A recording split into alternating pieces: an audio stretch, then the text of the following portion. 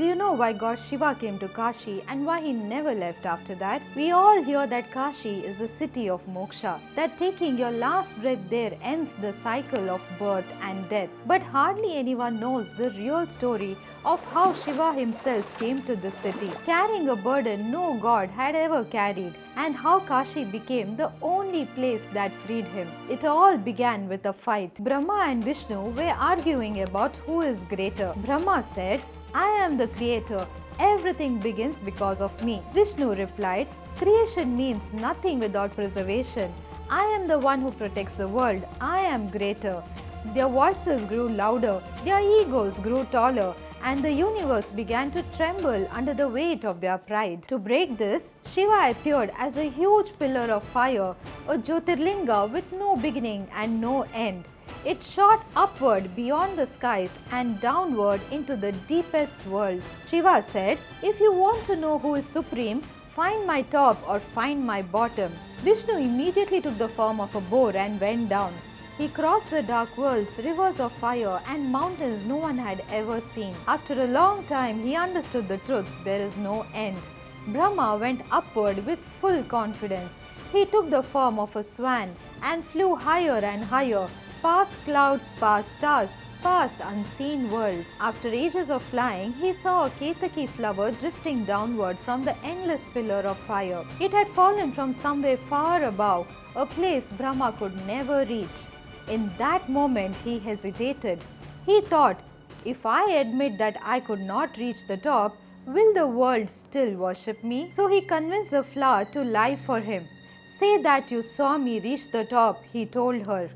And when he returned, he declared, "I have seen the top of the pillar. The Ketaki flower is my witness." That lie disturbed the order of creation. Shiva's anger rose like a storm, but he did not strike Brahma himself. From his fury, a new form appeared, fierce, dark, blazing with the power of time. This was Kala Bhairava, born from Shiva's wrath. And it was Bhairava who stepped forward and severed Brahma's fifth head. But the head didn't fall.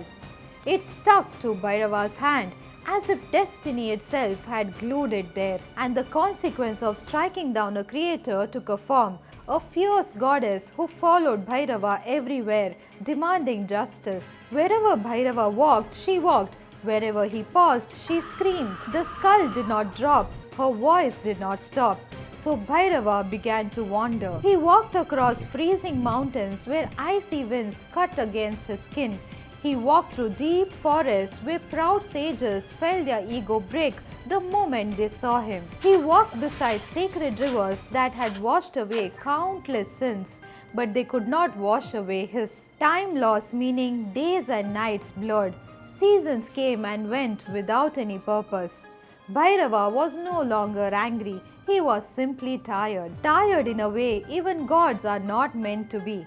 For ages Bhairava wandered, but inside that fierce form, Shiva himself was tired. His skull felt heavier with every step. The goddess's voice grew sharper, and still no holy place in the universe accepted him. It was as if creation itself was waiting for him to reach one particular land. A land that held a different kind of energy. A land that had been waiting for him long before the universe began. Finally, one day, Bhairava reached a quiet strip of land between two small streams, the Varana and the Assi. The moment his foot touched the soil, something changed. Air felt different, the wind softened. Even the earth beneath him felt alive. The Ganga flowing nearby seemed calmer, almost welcoming, as if she had been waiting for him for lifetimes. And then it happened. The miracle no other place in the universe could make happen. The skull that had been stuck to Bhairava's hand for ages loosened. It shook once and fell. The fierce goddess behind him stopped screaming. Her form dissolved like mist under sunlight.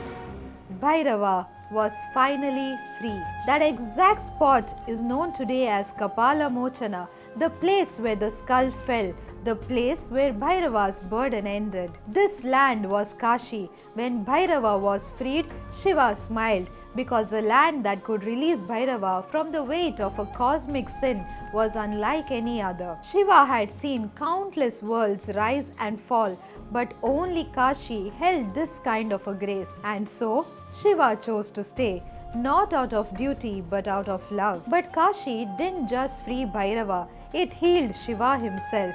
After watching his own fierce form carry this burden for ages, even Shiva felt the weight of what had happened. And here in Kashi, Parvati appeared as Annapurna, the one who nourishes the world, to heal that very exhaustion. She did not arrive with thunder or miracles, she came with love. She offered Shiva food with her own hands, a simple act, yet after ages of intensity, it meant everything. Shiva accepted it with gratitude. In the narrow lanes of Kashi, under a sky older than memory, Shiva felt whole again. Most people who come to Kashi don't say it openly, but they come for the same reason Bhairava came. Everyone is carrying something: guilt, fear, confusion, memories that refuse to fade. And when you enter Kashi, it feels as if the city already knows your story. The ghats, the Ganga, the bells, everything whispers. You don't have to run anymore. Just like Bhairava stopped wandering when he reached Kashi, something inside you finally slows down here. When Shiva stayed here as Vishwanath, the Lord of the universe, living in this ancient city, Kashi became more than a place. It became refugee, a promise. After Shiva stayed here as Vishwanath, Bhairava remained too, not as a wanderer, but as a silent guardian of the sacred land. And the depth of Kashi's promise is felt most at Manikarnika, where it is believed that in the final moment of life, Shiva himself whispers the Taraka mantra, freeing the soul from every burden it ever carried. The city that freed his burden is the same place where he frees others from theirs.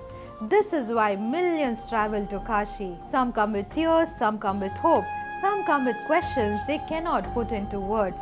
But deep down, everyone is looking for the same thing, an end to their inner wandering. In a way, we all are like Shiva in this story, carrying invisible weights, searching for a place where they can finally drop. Kashi is not just a city of temples and ghats. It is a doorway, a promise, a place where even gods came with burdens and walked away free. It is a place where Bhairava's burden ended, the place where Shiva was healed, the place where peace becomes possible, and the place he chose to stay forever. If this story touched you, share it with someone who is carrying a burden of their own. And if you want more stories like this, don't forget to subscribe to The Temple Girl. Your support helps keep these traditions alive. If you enjoyed watching this video, comment Om Namah Shivaya.